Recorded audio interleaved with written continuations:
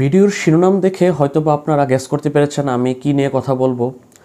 Video শিরোনামটি ছিল এরকম: তাসকিন আহমেদ, মুস্তাফিজুর রহমান, শরীফুল ইসলামের বেলায় এক নিয়ম, কিন্তু সাকিব আল হাসানের বেলায় ভিন্ন নিয়ম কেন?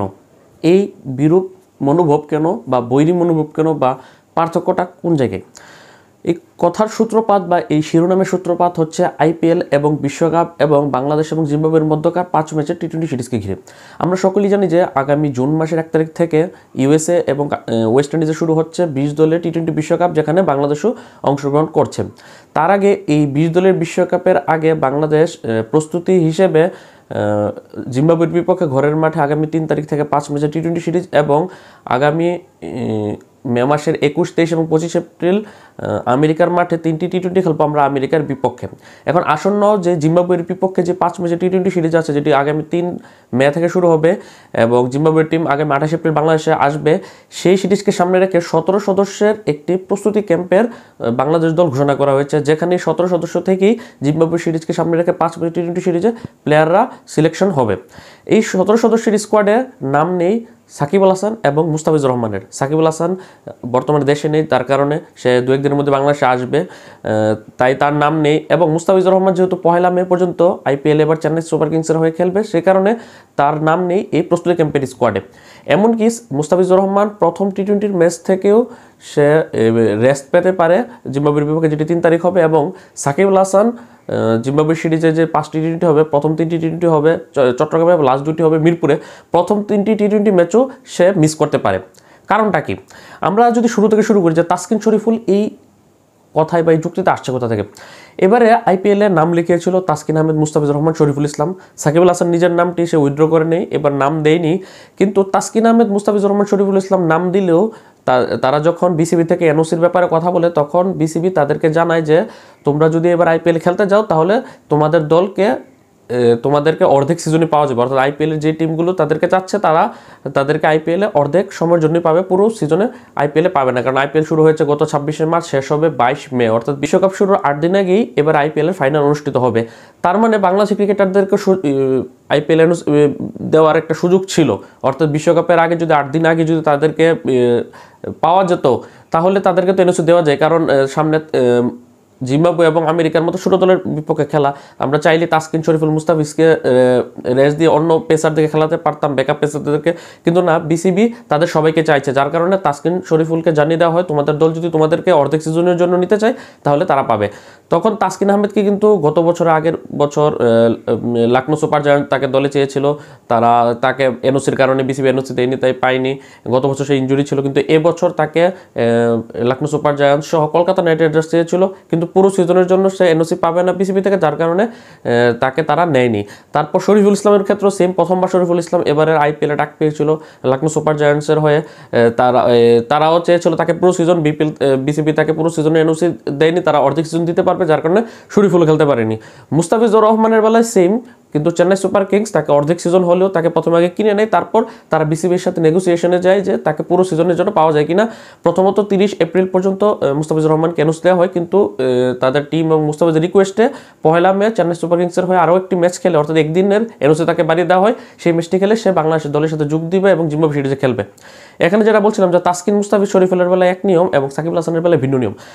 যেমনটা হচ্ছে তাসকিন, মুস্তাফিজ, শরীফুলকে কিন্তু অর্ধেক সিজনের জন্য এনওসি দেওয়া হবে বলা হয়েছিল, তখন তাসকিন শরীফুলের দল কলকাতা এবং লখনৌ তাদেরকে নিতে সম্মতি জানায়নি। মুস্তাফিজের দল চেন্নাই তাকে নেওয়ার সম্মতি জানালেও তাকেও কিন্তু অর্ধেক সিজন খেলে চলে আসতে হচ্ছে, যদিও তার জন্য একদিন বাড়ানো হয়েছে। কিন্তু সাকিব আল হাসান, সে তো আইপিএলে এবার তাকে তো কোনো দল কিনে নিয়ে আইপিএলের নাম দেয়নি, তাছাড়া এনওসির কোনো সমস্যা ছিল না। তারপরও কেন সাকিব আল হাসান এই জিম্বাবুয়ে সিরিজের প্রস্তুতি ক্যাম্পের দলে নেই, অথবা জিম্বাবুয়ে সিরিজের প্রথম 3টি ম্যাচে চট্টগ্রাম পর্বে কেন সে খেলবে না? সেটার কারণ হচ্ছে সে সুপার লিগে, Dhaka premier division cricket league 50 ওভারের টুর্নামেন্টে সে শেখ জামালের হয়ে খেলবে। এটা কোনো যুক্তির মধ্যে পড়ে যে সে আইপিএলও খেলছে না, তার অন্য কোনো দেশের কমিটমেন্টও নেই, সে ন্যাশনাল টিমের খেলা বাদ দিয়ে ঘরোয়া লিগের খেলা খেলবে, এবং তাকে পারমিশন কে দিচ্ছে? এই বিসিবি পারমিশন দিচ্ছে। তাহলে ভাই যদি তাকে ন্যাশনাল টিমের খেলা বাদ দিয়ে যদি ঘরোয়া লিগের খেলা খেলার জন্য তাকে পারমিশন দেওয়া যেতে পারে, সেক্ষেত্রে আইপিএলের জন্য মুস্তাফিজকে কেন পুরো সিজন দেওয়া গেল না, অথবা তাসকিন শরীফুলকে কেন পুরো সিজন দেওয়া গেল না? যদি তাসকিন শরীফুল মুস্তাফিজকে যদি আইপিএলের পুরো সিজনের জন্য এনওসি দেওয়া হতো, হয়তো বা তাদের দল তাদেরকে পিক করতো। যদিও চেন্নাই সুপার কিংস মুস্তাফিজকে 3/2 অংশের জন্য তাকে নিয়েছে, কিন্তু তাসকিন শরীফুলের যে তাদের চাওয়া দলটি কলকাতা এবং লখনৌ যদি পুরো সিজনের জন্য পেত, তাহলে তাসকিন শরীফুল উপকৃত হতো, টি-20 খেলার মধ্যে থাকতো, বড় বড় বিশ্বের বড় বড় প্লেয়ারদের সাথে তাদের মোকাবিলা হতো, তাদেরকে এগেনস্টে বল করতে পারতো, যারা বিশ্বকাপে বিভিন্ন দেশের হয়ে বড় বড় দেশের হয়ে তারা খেলবে। হ্যাঁ, অনেকে বলতে পারেন যে ভাই দেশের লাভ হবে কি? দেশের এখানে লসও তো কিছু নেই ভাই। জিম্বাবুয়ে সিরিজ এবং আমেরিকার বিপক্ষে এই 5টি এবং 8টি টি-20 ম্যাচে কি খুব বেশি প্রয়োজন রয়েছে তাসকিন মুস্তাফিজ শরীফুলের?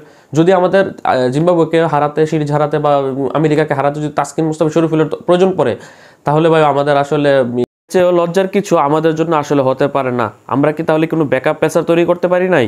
যাই হোক, আমি যেটা বলছিলাম যে তাসকিন শরীফুলকে এনওসি দেওয়া হয়নি পুরো সিজনের, তাই তারা দল পায়নি। যদি পুরো সিজন পেতো অবশ্যই লখনৌ এবং কলকাতা তাকে নিত। চেন্নাইয়ে যদিও মুস্তাফিজকে নিয়েছে, অর্ধেক সিজন খেলে এসেছে, যার কোনো আসলে মুস্তাফিজের কিন্তু একটা সম্ভাবনা রয়েছে পার্পেল ক্যাপ হোল্ডার হওয়ার, অর্থাৎ সর্বোচ্চ উইকেট টেকার হওয়ার, কিন্তু সেই সুযোগটিও হাতছাড়া হলো। মুস্তাফিজ দেশে চলে আসছে, কিন্তু দেশে এসেও কী লাভ হচ্ছে ভাই?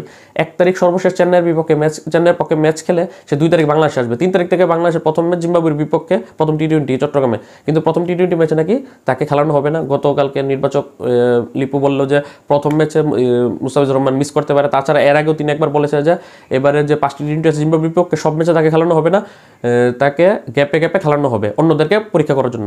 তাহলে পুরো সিরিজে তাকে দেওয়া হতো। পুরো আইপিএল সিজন যদি তাকে এনওসি নাও দেওয়া হয়, তাহলে জিম্বাবুয়ে সিরিজটাকে তাকে এনওসি দেওয়া হতো। আর যদি আমেরিকার বিপক্ষে 3টি ম্যাচও তাকে এনওসি দেওয়া হতো, অর্থাৎ 21, 23 এবং 25 মে তাকে যদি এনওসি দেওয়া হতো, কি অসুবিধাটা হতো? আমার আসলে বোধগম্য হয় না যে জিম্বাবুয়ের সাথে খেলানোর জন্য মুস্তাফিজকে দেশে নিয়ে আসছে বিসিবি। তাছাড়া তাসকিন শরীফুলকে তো তারা চাইলে পুরো সিজনে এনওসি দিতে পারতো, তারা দেয়নি। কিন্তু সাকিব আল হাসানকে ঘরোয়া লিগে খেলার জন্য তাকে ন্যাশনাল টিমের ডিউটির বাইরে রাখা হচ্ছে।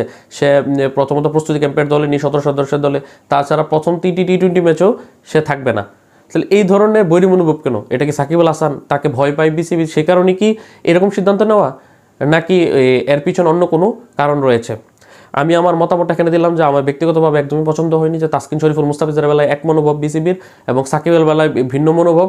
এরকম চলতে থাকলে আসলে সিনিয়র ক্রিকেটারদের প্রতি জুনিয়র ক্রিকেটারদের একটি বিরূপ প্রতিক্রিয়া তৈরি হবে যে বড় ভাই সাকিব আল হাসানকে ঘরোয়া লিগ খেলার জন্য জিম্বাবুয়ে সিরিজের প্রথম টি-20 ম্যাচ মিস করার পারমিশন দেওয়া হচ্ছে, কিন্তু আমাদের বেলায় জিম্বাবুয়ের বিপক্ষে সিরিজ থেকে আইপিএলে আমরা খেলতে পারতাম, সেই সুযোগটা আমাদেরকে দেয়নি বিসিবি। পরবর্তীতে এটার জন্য অনেক ঝামেলা পোহাতে হবে বিসিবির, এটা আমি বলে রাখলাম। যেটার প্রমাণ হচ্ছে তাসকিন আহমেদ কিন্তু যখন তাকে এবারের আইপিএলের জন্য এনওসি দেওয়া হবে না বলা হয়েছে, সে কিন্তু এবছর যে শ্রীলঙ্কার বিপক্ষে যে 2টি টেস্ট ম্যাচ ছিল, সেই 2টি টেস্ট ম্যাচে কিন্তু সে খেলেনি। এখন আপনারা বুঝতে পারছেন, 2টি টেস্ট ম্যাচে সে ভাবলো যদিও আইপিএলে আমাকে এনওসি দেওয়া হবে না যে জিম্বাবুয়ের বিপক্ষে বা আমেরিকার বিপক্ষে টি-20 সিরিজ খেলার জন্য, অথবা আমি যাতে আইপিএল খেলে ইঞ্জুরিতে না হই, সেক্ষেত্রে আমি যদি টেস্ট খেলেও তো ইঞ্জুরি হতে পারি, সে কারণে সে কিন্তু টেস্ট থেকে সে প্রায় অঘোষিত একটি অপশন নিয়ে ফেলেছে। যদিও সে এখনও ঘোষণা দেয়নি অফিসিয়ালি যে সে টেস্ট থেকে অপশন নিয়েছে, হয়তো বা বিশ্বকাপের পরে টেস্টে সে কামব্যাক করতে পারে। আমরা চাই তাসকিন শরীফুল তারা টেস্টে থাকুক, তারা যাতে এই ধরনের বিধ্বংসী সিদ্ধান্ত না নেয়, সে ভালো প্রত্যাশা রেখে আজকের ভিডিওটি এখানে শেষ করছি।